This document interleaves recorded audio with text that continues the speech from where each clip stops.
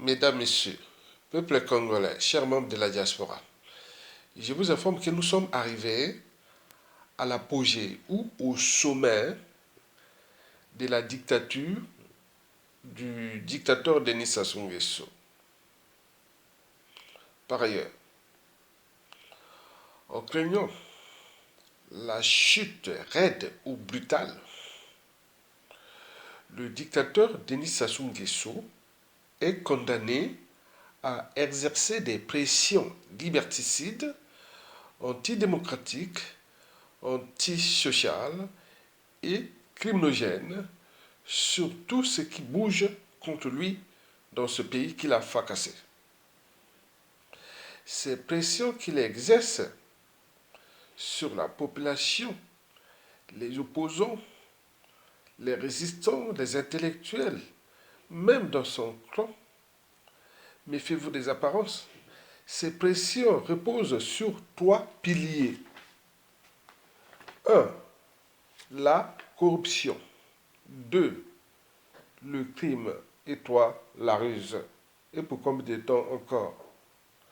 D'où l'intérêt pour nous, peuple congolais et la diaspora debout, d'exercer des pressions endogènes, c'est-à-dire à l'échelle du pays, et extérieures, c'est-à-dire exogènes, au niveau de la diaspora contre le tyran et son régime. Méfiez-vous des apparences. Et pourquoi? Parce qu'elles sont trompeuses. Le régime de Denis Sassou Nguesso prend de l'eau. Ce régime est au crépuscule. Alors, cessons de nous diviser. Cessons d'envoyer des boules pillantes entre nous. Le temps est venu d'agir ensemble. Ensemble, allons vers la convergence des luttes. La convergence des luttes de toutes les victimes, du nord au sud, de l'est à l'ouest, dans toutes les familles. Nous sommes les victimes de Denis Sassou Nguesso. Et donc, nous devons aller ensemble vers la convergence des luttes. Et regroupez-vous avec les gens qui ont la même mission que vous.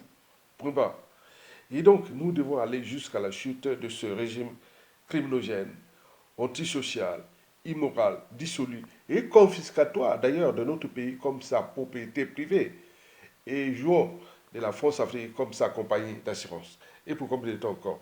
Mesdames, Messieurs, peuple congolais, le temps est venu de dégager ce monstre. Vous imaginez que Sassou, à tout instant, peut mourir comme un être mortel. Quelle merde va-t-il nous laisser?